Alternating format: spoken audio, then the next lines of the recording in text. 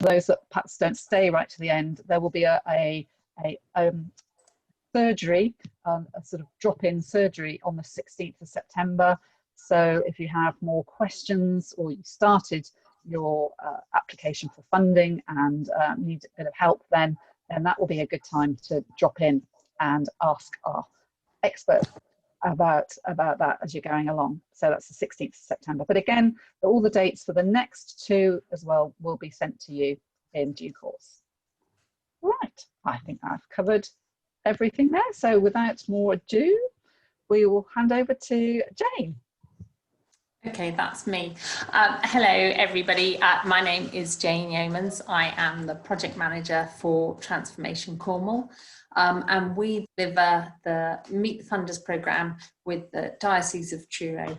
It's something that we've been doing for a number of years. I think we're in about our 5th year. It's been gradually developing over that time. And really the programme is all about getting you to develop, fund and sustain your social action project. My presentation this morning is going to be on vision, mission and values. It's the very first presentation in this series of workshops, and I hope that will become clear as we go through the presentation as to why. So let's move on and let's start this. Share. Right, okay, perfect. So we are going to cover how to develop your vision, how to develop your mission, and how to set out your values. So firstly, we're looking at vision. You haven't shared it yet, Jane? Oh, excuse me. Let me go back. Okay. Sorry, apologies for that. Okay, let's slideshow from the beginning. Perfect. Have you got that? Can everybody see that one slide? Right, okay, perfect. So we're going to be looking at vision, mission and values, and firstly, looking at whether your vision is clear. So this is a fundamental part of your project, setting your vision. It's a chance to think and reflect with your team about what it actually is that you want to develop together. And I would strongly advise to do this at the very beginning. Think of this process of your setting your vision as the stabilizers or the strong foundations of your project, but also recognize that if you're able to start strongly, you can carry that strength, clarity and training with you, and it's going to make for an easier ride. I put that idea of us stabilizers up, which is all about developing before we go off to be Olympic cyclists. We need to start somewhere, and that's a great place to start. It might not look great and it might not look very professional, but actually taking time, spending time developing confidence and clarity around those stabilizers and what happens with bikes and putting brakes on, that is what I would like in setting your vision to. So setting your vision provides you with the tools to set off on your journey to develop your project. It's a first stage process and something to do before you get to the starting block, and it's fundamental for your future. You will be sharing your vision a lot of times with a great many people, including your congregation, your community, your funders, your customers, your family, and also yourself. You're going to be revisiting this. So it's important to set aside some time to gather with your team and spend time on this and ask yourself if your vision is clear. So what is a vision? A vision is the bigger picture. It's an aspirational description of what an organisation would like to achieve or accomplish in the future. It serves as a clear guide to choosing courses of action, and it gives a context for all your decision making. It ensures that decision making is in accordance with what the organisation wants to achieve. A vision statement will tell those inside and outside your church the reason for its existence. In no more than about 2 sentences, a vision statement explains the specific long-term goal of your ministry, where you're going and what you wish to achieve. Your vision statement will provide cohesion, motivation, and unity of purpose. And sharing a common vision and purpose makes a group more successful. I've put here that our Transformation Cornwall vision is to see faith in action at the heart of flourishing communities in Cornwall. And I've also put that on a pedestal, which is where I would suggest that you put your vision statement. It needs to be known so that your ministry staff and your church members never lose sight of that end goal. As a result, the decisions made by your staff and church members are consistently aligned with your vision. Now, top tips for writing your own vision statement. So, firstly, be concise. This is not the place to stuff a document with fluffy statements. It should be really simple, easy to read, and cut to the essentials so that it can be set to memory and be repeated accurately by others in your team and your community. Be really clear. A good rule of thumb for clarity is to focus on one primary goal rather than trying to fill the document with a scattering of ideas. One clear objective is easier to focus on and achieve. Focus on the future. You are setting out what your hopes and dreams are for tomorrow, and that tomorrow is in 5 or 10 years' time. Be stable. Your vision statement is a long-term goal that should not be affected by changes. So that could be changes in technology, people coming and going, fashions, markets. It needs to be straight and solid. Be challenging. You definitely don't want to be timid in setting the goals of your vision, but your objective shouldn't be too easy to achieve, but also it shouldn't be so unrealistic to be discarded. We're probably all like world's peace, but a vision statement is not the place to put that. Be inspiring. Create something that will rally the troops and be desirable as a goal for all of those involved in your project. Now, if I were to take 3 away from this, take away 3 here, your vision needs to be clear, concise, and above all, inspiring.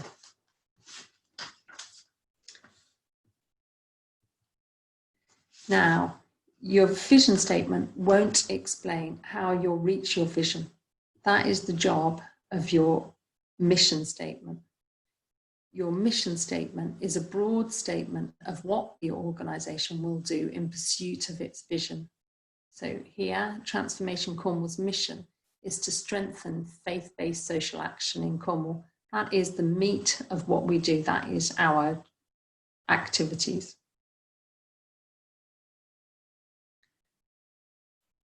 Be clear on your values. So your values are the principles of what you stand for, how you treat people, and the basis for your decisions and your actions. Transformation Cornwall values are built around fairness, respect for each other, trust in ourselves and our communities, respect, integrity. Now, we've been doing some work with the wonderful food banks in Cornwall recently, and many of the food banks in Cornwall and nationally are run under the umbrella of an organisation called the Trussell Trust. So I thought that they would be a great example to look at here. So the Trussell Trust's vision is to end hunger and poverty in the UK. The Trussell Trust mission is to bring communities together to end hunger and poverty in the UK by providing compassionate, practical help with dignity whilst challenging injustice. Now, the Trussell Trust values work on passion, compassion, accountability, innovation, and empowerment. And all of these can be seen on the Trussell Trust website. They're very easy to find. Now, that's Trussell. Their vision, their mission and values are solid. They're mighty, galvanized, unwavering, inspiring, and trustworthy. They make you want to get involved with your time and your money, learn or hear more, or just join with that organization. Now I'm going to do an example here of a church hall refurbishment, which is something that people bring to our Meet the Funders program an awful lot of the time.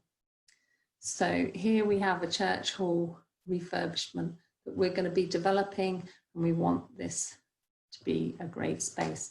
Now, are you trying to renovate? Ask yourself, are you trying to renovate this hall because it's a bit shabby? Or is a renovated hall vital for undertaking the work that your vision calls for? Now, people, so that could be your community, your congregation, your team, or indeed your future funders, may not really mind or care that your hall is shabby. They might recognise that fact, but they aren't necessarily looking to do anything about it right now. But they can be motivated and inspired by your vision. They can see that your project is worthwhile, and they can be inspired with what you can all achieve with a renovated hall, and actually use that as a call to action. So here's the difference. St Barnabas Church Hall Committee would like to refurbish our hall so that we can hire it out to more people in our parish. We would like to get new chairs, tables and curtains, install a new heating system, update our toilet facilities, and install a small kitchen area. Or our vision is to develop St Barnabas Church Hall into a place of light, warmth and welcome, so we can better share our space to meet the spiritual and social needs of the whole community. To enable that, we need, and then one would talk about the heating and the lighting and all of that kind of thing. But can you see that the second statement is more inspiring? It brings people into action and actually starts to gather your team. Now, I've set out a summary with some tasks to get you and your team started. Take time to think for yourselves and discuss with your team. So this is almost like a homework slide. So I've put the vision, so the bigger picture, providing cohesion, motivation and unity of your purpose. Think about key words that should be in your vision statement. Your mission statement is a broad statement of what the organisation will do in pursuit of its vision. Key words that should be in our mission statement are and values, the underpinning beliefs of your organisation in the work to be done. Our key values are. So don't try and come up with a statement straight away on vision and mission, but actually come up with some key words that really you know that they need to be in there. Values tend to be a bit more common. And as a Christian organisation, we often have very similar values, I hope, around lots of community projects. But you will start seeing that some actually really speak to you and your team, and they're the absolutely unguiding values and words that you want to be using and developing into your statement. So once you've got those words, you'll find that they can then be put into a vision statement, a mission statement, and a set of core values for the way that you work. Now, I've done this because not knowing who's coming along, I'm not quite sure where you are in developing your project. So I have said that setting your vision, mission and values is crucial at that first stage. But I also recognise that that's not everybody's situation. But I would really recommend pulling back and actually spending time to develop this vision, mission and values. You are going to be repeating it in funding applications, talking to your community and remembering why you're getting out of bed to develop this great project in the first place. So I would really invite you to take stock of where you are on each of these things. I think it will hold you in good stead. Now that's the end of my presentation. If we will be looking at this more in the surgery, and we can kind of help people to, or we can try out people's vision or their mission statement, or developing these things in our surgery in a couple of weeks' time. But my contact details will all be on the PowerPoint slide, and you should have those. Thanks, Jane. I'm going to move on to Christine, who's going to be talking to you about engaging your community. Next. Yep. Thank you. Now, if there's any questions, thanks, Jane, very much. That's really helpful and clear. If anybody has any questions at this stage about what Jane's just said, then please do put it in the questions and answers section there. And otherwise we're waiting for Christine to take over with her sharing screen.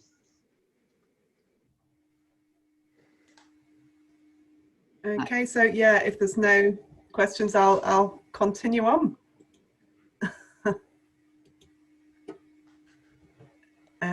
Hopefully you can see that. Yes.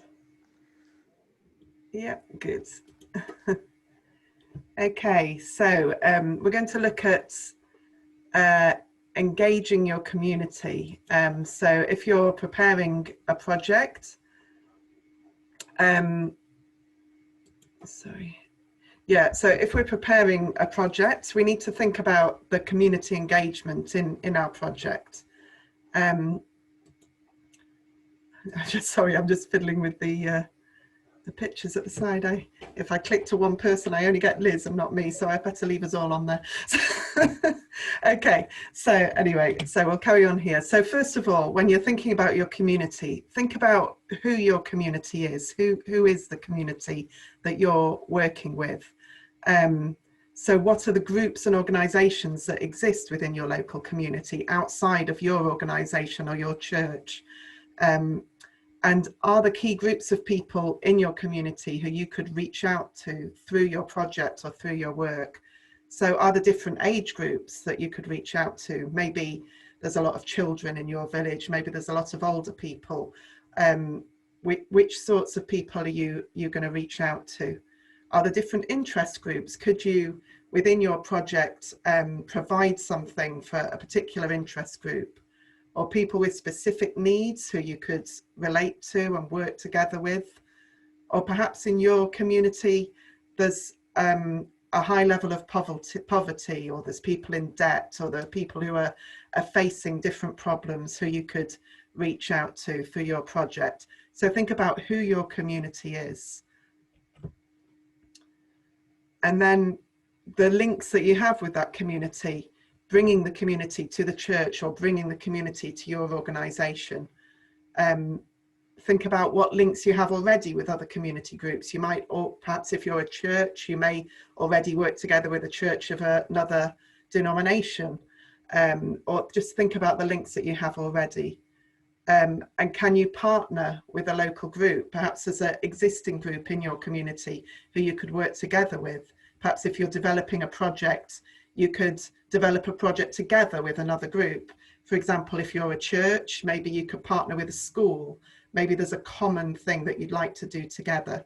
There's one church, St. Wen Church, who partnered with a local school in order to do an environmental project to develop a biomass boiler, which both organisations could use. So perhaps you could form a partnership like that, and just think about how you can work together with other people in the community or other groups in the community. look at what services are provided in your village or in your community, and think about how you can fill in those gaps. And I'm going to look at that a bit more later, but fill in those gaps and provide services that other people are not already providing. There's no point starting a project that provides a service that's already well provided for in your community, but try and do something different and meet other needs that are not already provided for. Which parts, I often talk about a church because I'm from the diocese. In fact, I should have introduced myself a bit more. I'm a parish support advisor at the Truro diocese. So if I talk about the church, that's where I'm coming from. But I know some of you are from other organisations that are not necessarily a church, but a faith-based organisation. But so what parts of the church or what parts of your organisation are important to the community, and think about that. Think about things that you already do, services you already provide, what's important, and how can you develop that? How can you work on that a bit more? And how can you just play an active part in your community rather than playing an active part in your organisation? How can you play an active part? How can you get involved with your community a bit more? And let the community shape your project. Rather than thinking of a project and thinking, I'm going to give this to the community, let the community shape your project. Find out what the community want or need, and what are their key issues, what issues are they looking at, and see how you can shape your project around their needs and their interests. Sorry, it's my phone ringing. There we go. Oh, I can't stop it. Sorry. Okay. And at the moment, think about what have been the experiences of your community since COVID-19, that things have probably changed in your community. People will be doing things a different way. There'll be new needs that didn't exist before and new issues that didn't exist before. People will have been working in new ways and sharing together as a community in new ways. And how can that shape what you're doing in your project? And if you're a church, if you're a faith-based organisation, your project should have a mission focus, should be reaching out and serving the community. So, community needs, as we said before, think about what the main needs are in your local community. Find out what those needs are. Think about how you can meet those needs with what you already have in your organisation. So if you have particular skills, particular facilities, can you meet those needs with what you have? And if not, you know, how can you get those things that you need to reach the needs of the community? And that can be part of your project, building in maybe the staff you need or the facilities you need to meet those particular interests or needs of the community. Think about what other organisations are working to meet those needs already. There might be an organisation in your community that's already doing that, so you don't need to do it. But if there isn't, look for the gaps where those needs are not being met by a community, by a different organisation or group. And work with your community, talk to your community, carry out surveys or write questionnaires, talk to people either one-to-one or in groups, have open meetings talking with your community. Use suggestion boxes, use events where people can come and share their ideas, share what their needs or their the issues that are on their minds. Use all these ways and ask people, what do you want to see happening in your village or in your community or in your town? And how can the church or our organisation help you to do this? And how can we work together? How can we form a partnership and work together to meet your needs? So the church should be at the heart of our community. So community fundraising then. So if a project is designed together with a community, so with the organisation and the community working together, then it can be a joint initiative, like the example I was talking about before with the school and the church working together because they both needed this biomass boiler. It can be a joint initiative. You can work in partnership with your community. And the community will support a project which is designed with them and for them. If you design a project independently from the community, you're not going to get that support from your community. But if you design it with them and to meet their needs, then they'll support it. And the funders will also always support a project which has a community focus, which is doing something to reach out to the community, and one which has a clear vision. As Jane has said, if you start with that clear vision and that clear mission about what you want to achieve and how you want to work with your community, then the funders will look favourably on that. For example, if you're a church and maybe you want to do some refurbishment in your church, if you're just doing it because you need to do it to keep your church going, the funders aren't going to necessarily want to support that. But if you're doing it because, yes, you need to keep your church going so that you can invite your community to use it, so that you can run events that are working together with your community, so that you can provide a service that meets the needs, that provides for those who are in poverty or those who are facing particular issues, so that you can open your church up to a local toddler group or a local school. So all those things, working with your community, the funders will support that sort of project. So if it's focused on the community and if it has a clear vision and mission and knows what it's trying to achieve.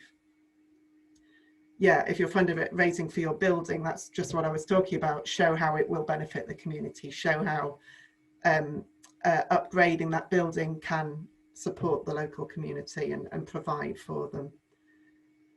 And if you fundraise through joint events with the community, that demonstrates to a funder that you have community support, and you can generate match funding for projects through working with the community. Okay, so during COVID-19, many organisations and many churches have engaged in more creative ways of fundraising because some of the usual channels of fundraising are not available anymore. So a lot of churches that I've been working with have developed online virtual fundraising. So they've signed up to an online giving provider whereby they can get donations through online, through their websites, through their Facebook pages, or in whichever way they are present online. But there's all sorts of different things that people have been doing: historic trails around churches, cream teas with the community, coffee mornings, quizzes, flower festivals, open gardens, all these different things that you can do in a virtual way online, and people can then donate online to attend these or to look at what you've produced. So there's some great ideas for fundraising, and some of these things are ways of again showing a funder that you've done something creative, you've been able to generate a little bit of income, and then that's a little bit of match funding. If you're then approaching a funder to ask for some extra funding for a project, that's something that you can show that you've done in a creative way in a very difficult time. Just a few examples of some of the things that have been happening in some of our churches. Many things have been going on, but these are a couple of examples. There was a flower festival, Llanpaidar Virtual Flower Festival in St. Column. They just recorded videos of their usual flower festival in the church with beautiful pictures of flowers and invited people to donate online, and they raised around £1,500 for that. So they had 2 different festivals and people donated, and it's beautiful. If you look it up online, you'll be able to watch it, and it's really beautiful. St. Luke's Church in Boscopper in St. Austell, they had an amazing event which was run, walk or cycle 10k for 10 days, so 100k in all. Their information's at the bottom there. And they raised nearly £4,000 for a prayer hut, which is another wonderful example of a community project together with a school.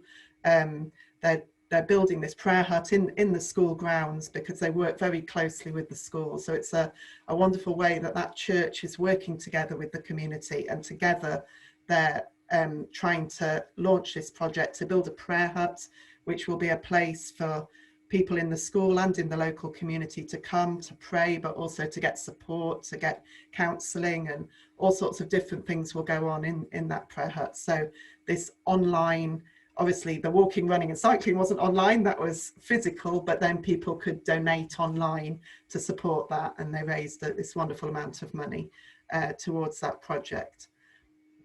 And the picture at the bottom there with the little give a little sign, that was what people would click on to donate. And then finally, another example is Week St Mary Church, which is where Leslie is from. They had a virtual open garden event, which Leslie's going to tell us a little bit more about in a minute. So I haven't put many details on that one there, so I'll leave Leslie to that later.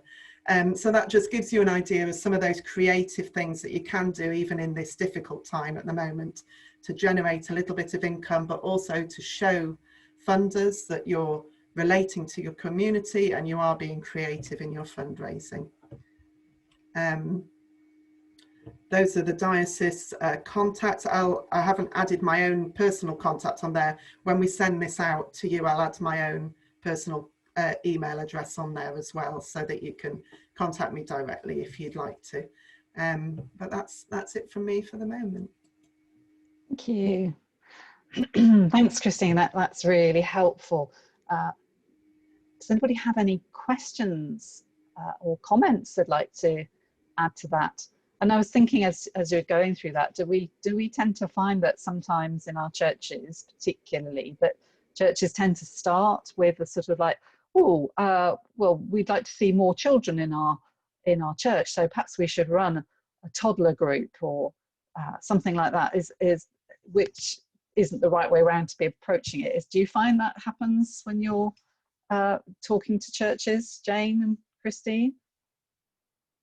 Yeah, definitely. You know, a lot of people just go out there and they look at what they think is the need, and then develop according to that. But the right way to do it would be to go out to the community and say, you know, what do you need? Do you think there's a need for something for children? But also to see what else is being provided. If somebody else is already running a toddler group, then try and make contact with them and work together with them. But yeah, ask people first what they want before just launching into something that you think is right. Yeah. I think I would add to that, you know, just it's an opportunity to kind of break the boundaries, really. So you know, it's fine if, for example, there's two local toddler groups in your town. I wouldn't necessarily say that in a village, but it's fine. You know, you then need to know, you know, what times they are, if there's anything that the parents who are coming along would like to do, maybe an afternoon session or a different day, or for a toddler group for children with special needs or stuff like that. But it's actually about talking to your community. You'll end up with a far better project through doing that. And those people will want to come, develop and own in that example, the toddler group that you're doing, which is ultimately what you want, you know, good community work, what you want to happen. Yeah, that's helpful, because actually when I think back to when my son was a baby, I went to a different toddler group every day. Me too. It was my way of getting out of the house and going somewhere. So I moved around. We only lived in a small town, so yeah, thanks, that's helpful. Right, I don't think we've got any more questions coming in or comments, experience, but do keep sharing those. And then we're going to hand over to Leslie now, who's going to share her experience of this wonderful virtual fundraising that she did. Thank you, Leslie. Thank you. My name's Leslie Booker, and I am one of the church wardens at Week St Mary Church immediately I said that, somebody knocked at the front door. It's all right, somebody else has got it, that's good. Yes, we've had a virtual fundraising event, which was not planned originally. First of all, I'll show you a trailer for the event, which may give you some sort of a flavour of it. Okay.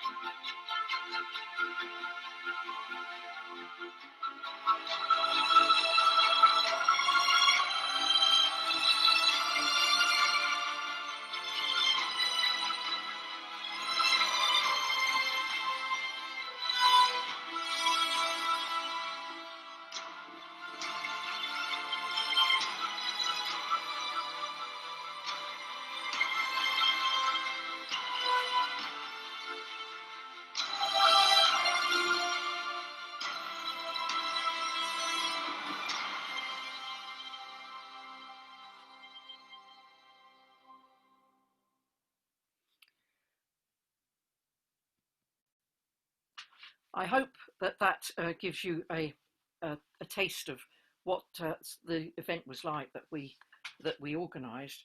That was made with particularly simple software on an iPad. And in common with everyone else, we rely almost entirely on regular fundraising events for our church's income to pay for MMF, repairs, improvements, and the cost of ministry, including heating and lighting, equipment, consumables, and transport, and so on.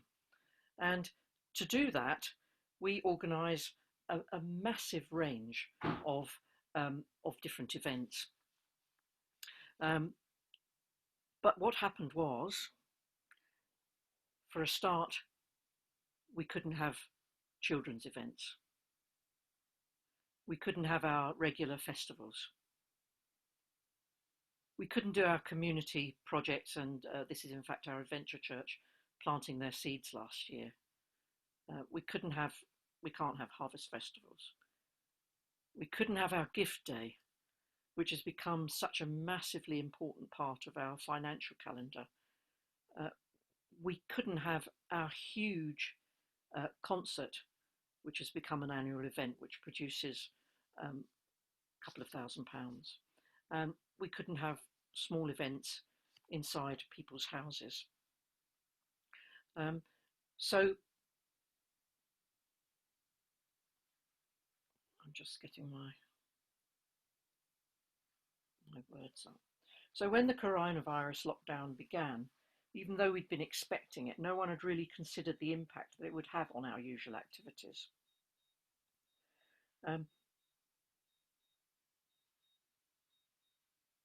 None of this seemed important because of the threat of the coronavirus, and we mostly decided to just sit it out.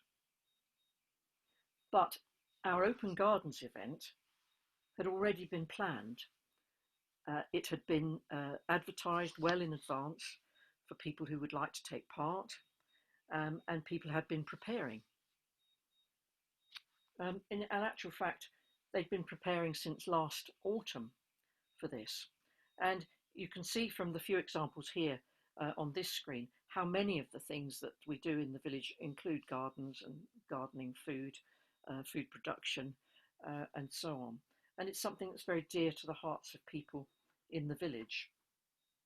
So that's what we decided was something that that people would enjoy, their open gardens.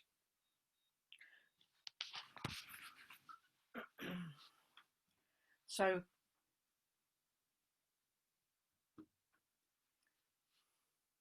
when we decided that this too would need to be cancelled, there were enormous disappointment and dismay around the parish, particularly from our Methodist former shopkeeper, who had been planning and hoping for 2 years to show his garden to this church event. We don't have open gardens every year. He asked if we could somehow use the garden, which was already being prepared, particularly because the early spring weather had been so good, and having few other commitments, many people had been gardening more than they ever would have usually done. This was only 2 weeks before the original proposed date. So we thought about it, and we decided that if these people were willing to allow access to their gardens or provide photos and videos themselves, it might be possible to get something ready in time. 9 gardeners were willing to go ahead, and 3 would be able to provide the majority of the photos required themselves. There was enormous support in the community for the effort which was going to be put in, and for the opportunity to visit other people's gardens when we were all confined to our own. So the fundraising event was in fact responding to a need in the community as well as the church, and which would benefit financially from it.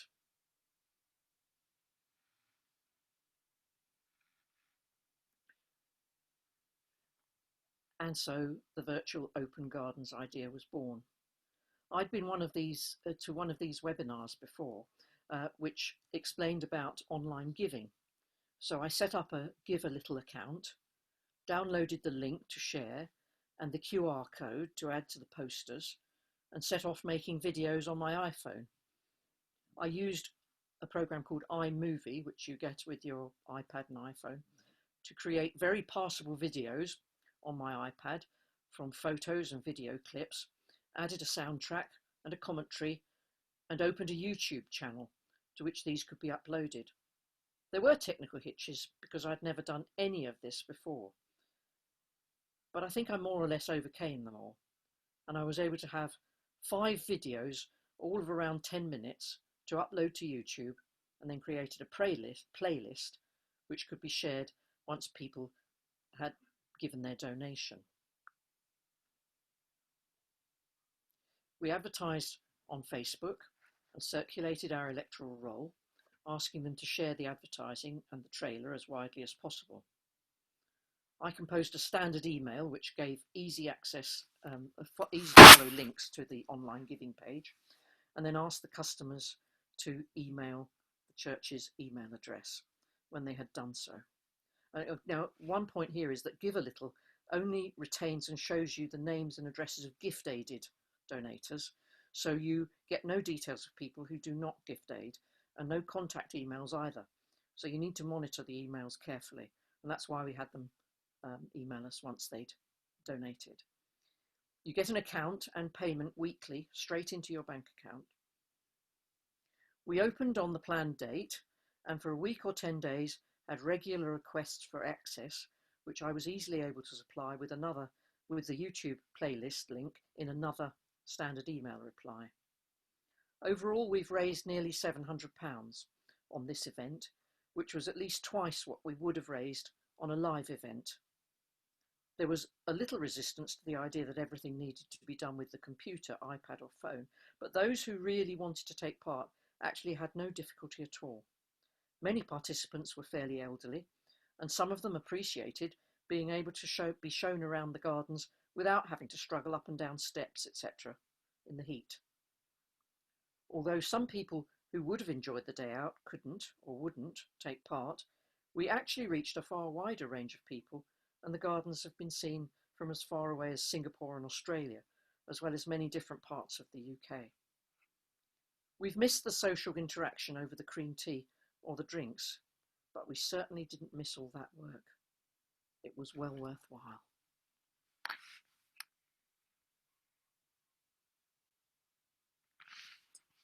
Thank you. Thank you. Wow, thank you, Leslie. That was amazing. What I'm in awe of you taking on such a big challenge of putting together an online thing, not only producing the videos and putting all that together, as well as sorting out how to do online giving. That was a massive task, and well done to you for taking that on and doing it. You'll be our go-to person now when people are stuck with that.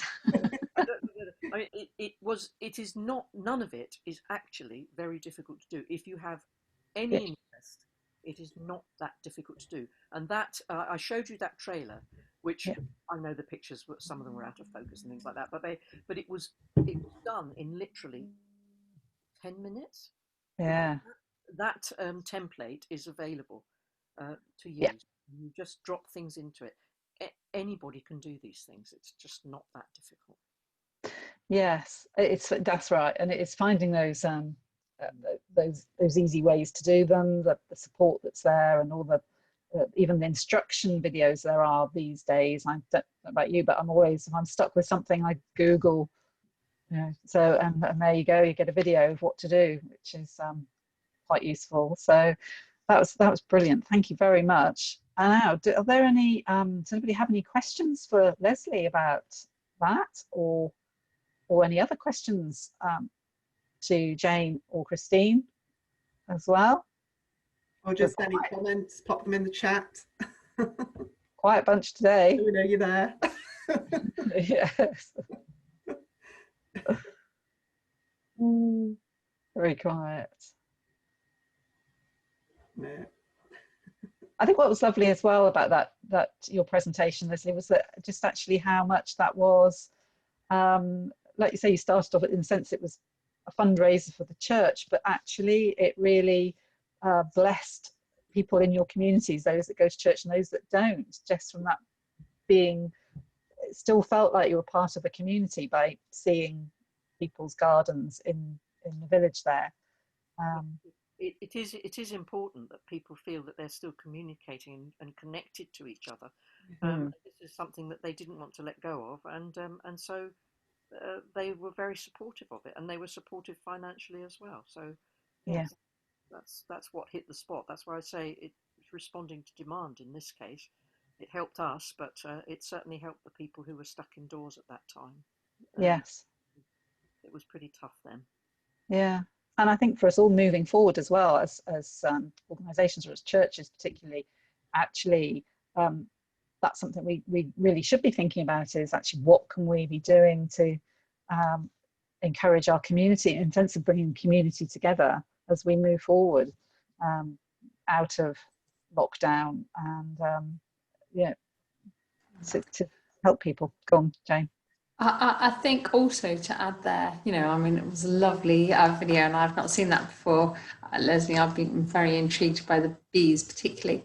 But I was, what also that shows is that, well, I'm going to be rude here and say it's not all about the money. That's, fantastic to raise £700, and, just to be clear, this isn't a competition, or, what actually that money represents is that your community are backing your project, your church, your intention to bring the community together, and that is priceless. It is something that a funder will be interested in, but also other members of your community are interested in. Church, I work for a Transformation Cornwall is a Christian organisation, but we absolutely need to show that church is not solely about services in buildings all around the community. The churches are homes to food banks, toddler groups, memory cafes, mental health self-help groups. They're already in the community, and if your community know of your community work and they want to get involved and they want to work with you and they want to use your buildings or use your volunteers or help you to flourish, then it's really important to be able to show that.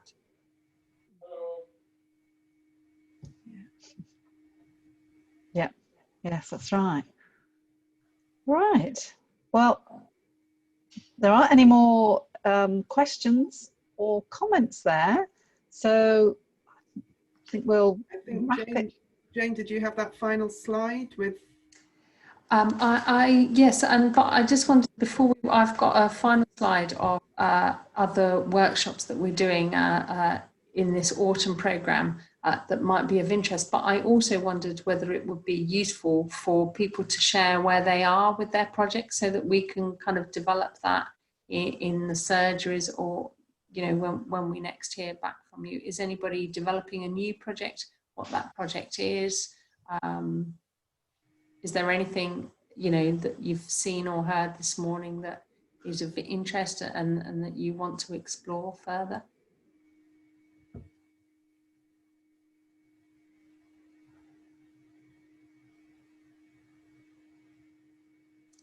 Is anybody able to put that into the chat?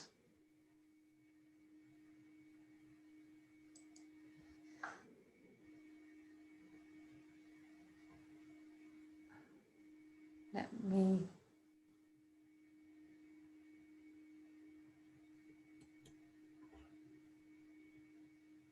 Okay, let me just share my screen on what we are doing for the Meet the Funders programme.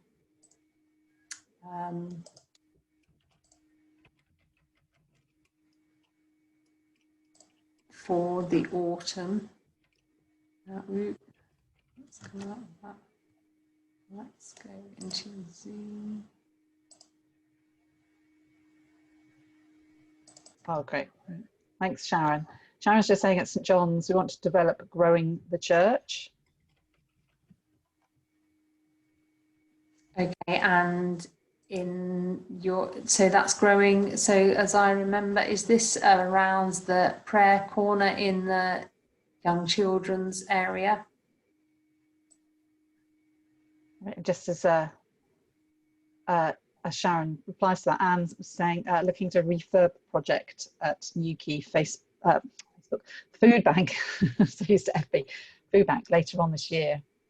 Okay. Yes, Sharon Okay. saying pray and play. Yes.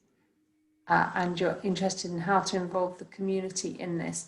So, so let me just take those one at a time. So, Anne, you know, if you're looking to involve your community in this, I would really reiterate, you know, make sure that you've got your vision for what you see, for what Newquay Food Bank wants to achieve. You know, what is the vision for your organisation? What's the mission? What's the way that you're going to do that? Because then you can repeat that into your community and start gathering your community along. So for Sharon, I've got that you want to develop your pray and play area. So develop what that actually means, what's going to be the impact. And again, you know, looking at the vision, you know, what is the point or the motivating factor behind developing that pray and play area. And how that links with your intentions to grow your church. Yeah, Anne was saying about how to access matching funds, but that will be in the next or the third webinar.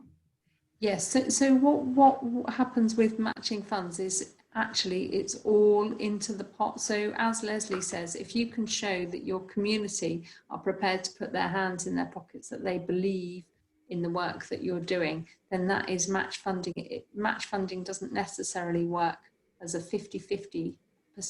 It works by kind of just gathering that money. So if, you know, a cream tea ordinarily, or, you know, a virtual online event, bringing in some money, and if you can kind of pepper that with other little bits, you know, if there's money from the local Lions or something, then that can all be brought together and used as match funding to attract bigger funds. We only have 1 minute left, Jane. Do you want to pop that? Okay, let me share my screen and bring on the